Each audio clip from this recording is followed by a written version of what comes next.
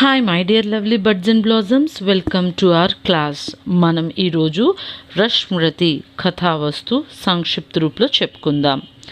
रश्मृति एक खंड काव्य है। यह राष्ट्र कवि दिनकर का लिखा काव्य है। यह महाभारत के पात्र कर्ण की कहानी है। पांडव और कौरव गुरुकुल में शिक्षा ग्रहण करते हैं। वे शिक्षा समाप्ति के बाद बारी भीड़ के सामने अपने कौशलता दिखाते हैं। यही से काव्य आरंभ होते हैं. సో రశ్మృతి అనేది ఒక ఖండ కావ్య. రాష్ట్ర కవి దినకర్ రాసిన ఈ మహాకావ్యం మహాభారతంలోని కర్ణుడి పాత్రని మెయిన్గా తీసుకొని రాయడం జరిగింది. పాండవులు కౌరవులు వీళ్ళు గురుకులంలో వాళ్ళ శిక్ష మీన్స్ ఎడ్యుకేషన్ని కంప్లీట్ చేసుకున్నారు. ఆ రోజుల్లో విల్లు విద్య, అలాగే అస్త్ర విద్య, వేదాలు, నీతి ఇవన్నీ కూడా గురుకులాలు అని సెపరేట్గా దేశానికి వాళ్ళ రాజ్యానికి చివరలో అందరూ కలిపి ఒకే చోట ఉండి just like hostels right now ఎలా అయితే ఉండి నేర్చుకుంటున్నారో అక్కడే అన్నీ నేర్చుకునేవారనమాట. రాజులు కొడుకులు ఎలాంటి మంది ఎంతమంది అయినా సరే అక్కడ ఒక నార్మల్ బాయ్గానే ట్రీట్ చేస్తారు. చిన్న చిన్న హట్స్లో ఉండడం, వాళ్ళ ఫుడ్ వాళ్ళే అడవుల్లోకి వెళ్ళి సంపాదించి తెచ్చుకోవడం, ఇలాంటివన్నీ కూడా అక్కడ తమంతట తాము స్ట్రాంగ్గా ఎలా డెవలప్ అవ్వాలో ఎడ్యుకేషన్ ట్రైనింగ్ అన్నీ జరుగుతూ ఉండేవన్నమాట.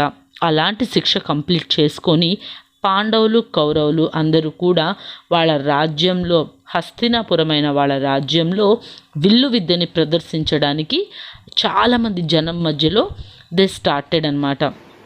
అప్పుడు వాళ్ళ యొక్క వీరత్వం చూడడానికి దేశంలో ఉన్న ప్రజలందరూ వచ్చారనమాట. ఈ పాయింట్ దగ్గర నుంచి మన రశ్మృతి స్టోరీ స్టార్ట్ అవుతుంది. सब लोग अर्जुन का कौशल देखकर उसकी प्रशंसा करते हैं. इसी संदर्भ में कर्ण भीड़ से बाहर निकलता है और अर्जुन को ललकारता है. कृपाचार्य कर्ण से कहते हैं कि तुम सूतपुत्र हो, अर्जुन मात्र राजकुमारों से लड़ेगा. कर्ण अपना अपमान से झुका जाते हैं. दुर्योधन को कृपाचार्य का कार्य अन्याय लगता है, इसलिए वह कर्ण को अंगदेश का राजा बनाते हैं. अपना मुकुट उतारकर कर्ण के सिर पर रखते हैं. कर्ण हमेशा दुर्योधन का साथ देना का वादा करते हैं.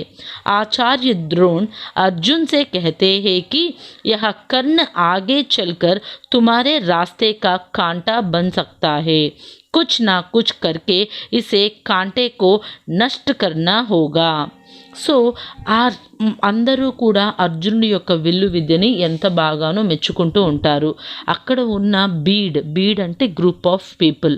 ఆ గ్రూప్ ఆఫ్ పీపుల్లో నుంచి ఒక వ్యక్తి బయటకు వస్తాడు. అతను ఎవరో కాదు, కర్ణుడు. వచ్చి తను కూడా తన యొక్క విల్లు విద్యని ప్రదర్శించాలనుకుంటాడు. విల్లు విద్య మీన్స్ ఆర్చరీ.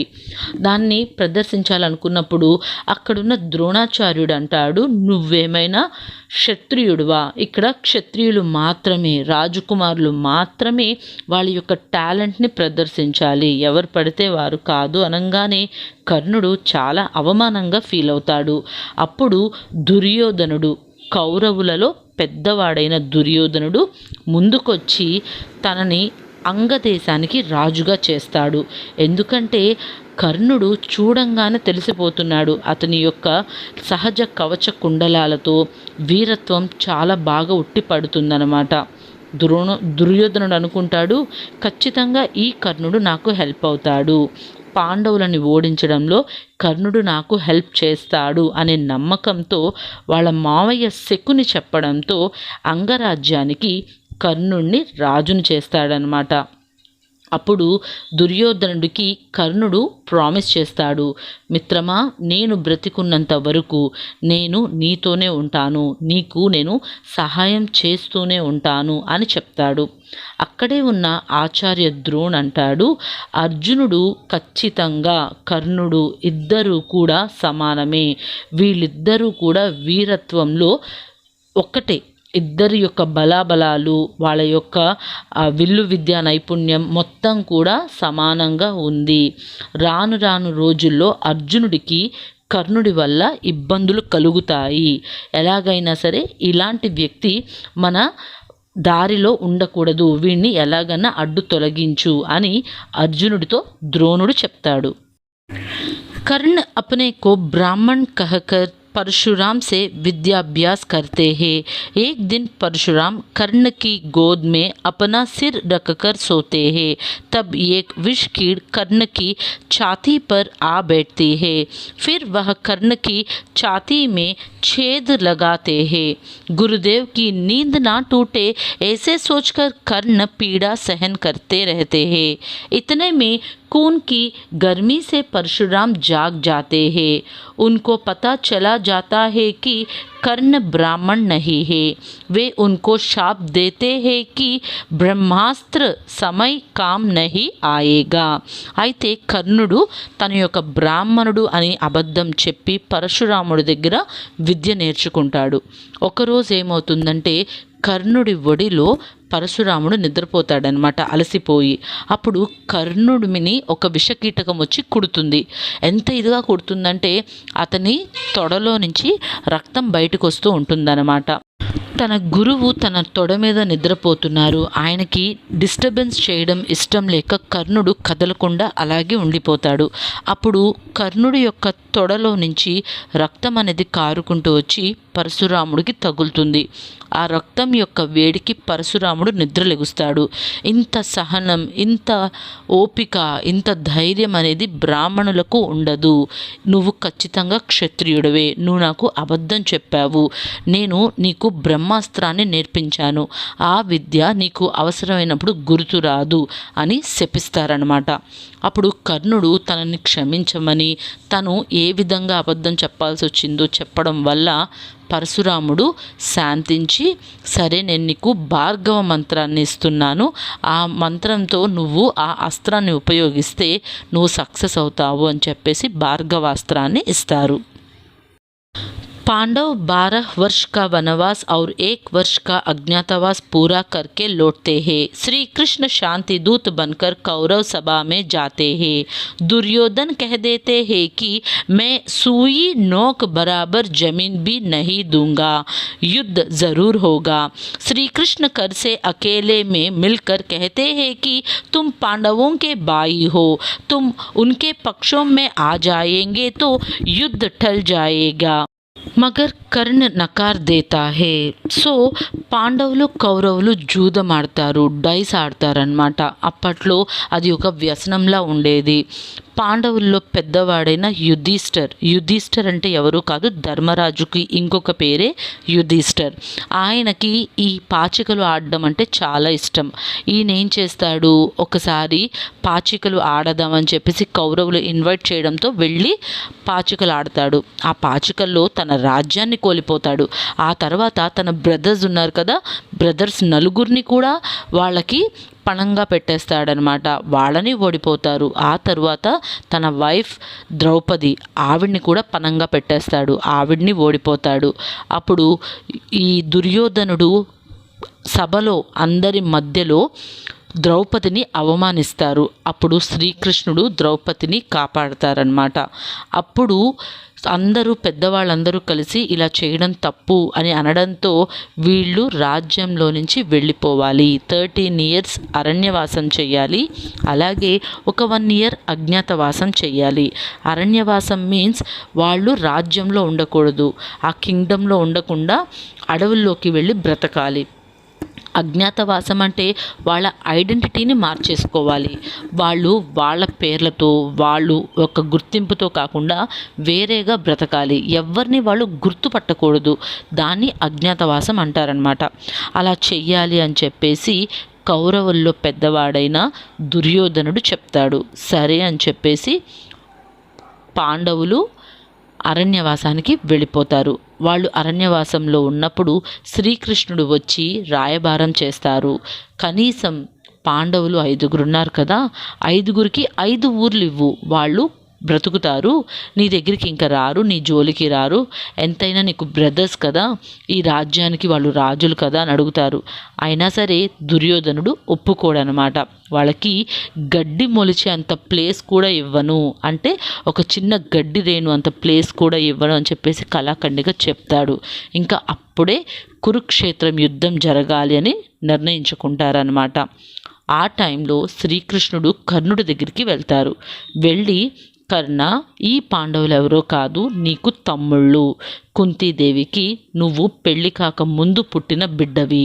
వీళ్ళు నీ తమ్ముళ్ళు. నువ్వు వీళ్ళ వైపు వచ్చేసి యుద్ధం చెయ్యి, వీళ్ళతో పాటు ఉండు అని చెప్పేసి శ్రీకృష్ణుడు కర్ణుడితో అంటాడు. కానీ కర్ణుడు, నేను దుర్యోధనుడికి మాటిచ్చాను, నా ప్రాణం ఉన్నంత వరకు నేను అతనితో స్నేహం చేస్తాను, అతని తోడు వదలను అని మాటిచ్చాను, నేను నా మాటని తప్పను అని కళాఖండిగా చెప్పేస్తాడు.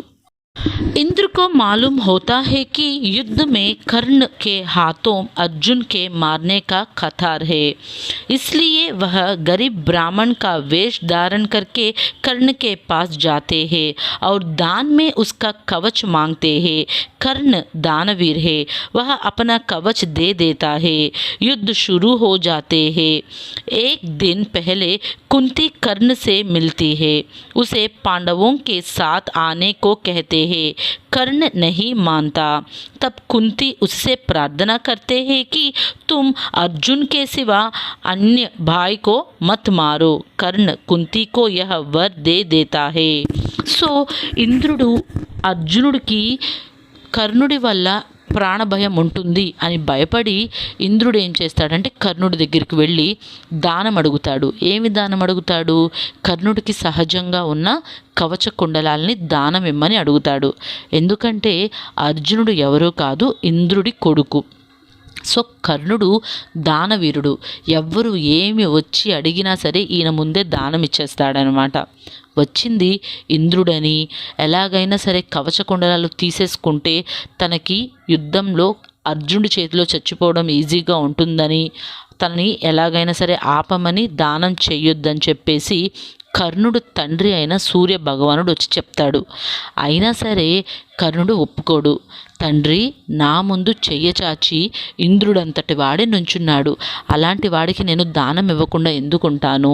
ఒకవేళ యుద్ధంలో నేను చనిపోవాల్సి వస్తే పర్లేదు, నేను చచ్చిపోతాను, కానీ ఇప్పుడు దానం ఇవ్వకుండా అలాంటి అభద్రతా భావాన్ని నేను మొయ్యలేను, నా పేరుకి నేను కళంకం తెచ్చుకోను అని చెప్పేసి ఇంద్రుడే స్వయంగా వచ్చి అడిగాడని తెలిసినా సరే తన కవచాన్ని కుండలాలు అంటే ఇయర్కి ఉన్న టాప్స్ అనమాట. సో అవి తన బాడీలో ఉండిపోతాయి, అతుక్కుపోయి ఉండిపోతాయి, సహజంగా బాడీతో పాటు వచ్చినాయి అనమాట. వాటిని పెక్కలించి మీన్స్ తన బాడీ నుంచి వేరు చేసి, శరీరం నుంచి రక్తం కారిపోతున్నా సరే వేరు చేసేసి ఇంద్రుడికి ఇచ్చేస్తాడు. ఇంద్రుడికి తను ఇంద్రుడని తెలిసినా సరే ఇచ్చాడు అని తెలిసి సిగ్గుతో అక్కడి నుంచి వెళ్ళిపోతాడనమాట. యుద్ధం స్టార్ట్ అవుతుంది. ఒక రోజుకి ముందు కుంతీదేవి కర్ణుడి దగ్గరికి వెళ్ళి నీ తమ్ముడిని చంపొద్దు అని అడుగుతుంది. అమ్మా, నేను అర్జునుడిని తప్ప ఇంకెవ్వరిని ఏం చెయ్యను, నేను నీకు మాటిస్తున్నాను అని కర్ణుడు చెప్తాడు. युद्ध आरंभ होता है. भीष्म पिता धराशायी होकर शय्या पर लेट जाते हैं. इस संदर्भ में श्री कृष्ण घटोत्कच को युद्ध में भेजते हैं. वह कौरव की सेना को नष्ट करता है. तब दुर्योधन कर्ण से एक धनी नामक अस्त्र को प्रयोग करने को कहते हैं. यह अस्त्र अचूक है, मगर इसका प्रयोग एक ही बार हो सकता है. कर्ण इसका प्रयोग करके अर्जुन को मारना चाहता था, मगर दुर्योधन का कहने पर मानकर उसे घटोत्कच पर ప్రయోగ్ కర్తే హే. సో యుద్ధం ఆరంభమవుతుంది. 10 days తర్వాత భీష్మ పితామహుడు యుద్ధంలో ఓడిపోతాడు. ఆయన శరీరం నేల మీద పడకూడదు, అందుకని అర్జునుడు వేసిన బాణాల వల్ల ఈ బాణాలతో ఒక మంచంలాగా తయారవుతుంది. ఆ మంచం మీద భీష్మ పితామహుడి యొక్క శరీరం ఉంటుందన్నమాట. అది చూసిన తర్వాత కర్ణుడు యుద్ధరంగంలోకి అడుగు పెడతాడు. భీష్ముడు ఉన్నంత వరకు నేను యుద్ధంలో పాల్గొనను అని చెప్పిన కర్ణుడు ఎప్పుడైతే భీష్ముడు అంపశయ్య మీద ఉంటాడో అప్పుడు యుద్ధరంగంలోకి వస్తాడు. శ్రీకృష్ణుడు ఘటోత్కచుడిని యుద్ధరంగంలోకి పంపిస్తాడు. కానీ అతని యొక్క ఆకారం, మాయలు వీటన్నిటి వల్ల కౌరవుల్లో ఎంతోమంది ప్రాణ నష్టం కలుగుతుంది. వెంటనే దుర్యోధనుడు ఘటోత్కచుడిని చంపడానికి ఏగ్ధని అస్త్రాన్ని ప్రయోగించమని కర్ణుడికి చెప్తాడు. కానీ కర్ణుడు ఆ అస్త్రాన్ని అర్జునునిపై ఉపయోగించాలి అని చెప్పి దాచిపెడతాడు. కానీ ఎప్పుడైతే దుర్యోధనుడు అడిగాడో నో అని చెప్పలేక సరే అని ఏగ్ధని అస్త్రాన్ని ఘటోత్కచుడి మీద ప్రయోగిస్తాడు. ఘటోత్కచుడు చచ్చిపోతాడు. आचार्य द्रोण वीरगति प्राप्त करते हैं। कर्ण सेनापति बनता है। अर्जुन और कर्ण आमने सामने हो जाते हैं। घमासान युद्ध चलता है। कर्ण के रथ की पहलिया कीचड़ में फंस जाता है।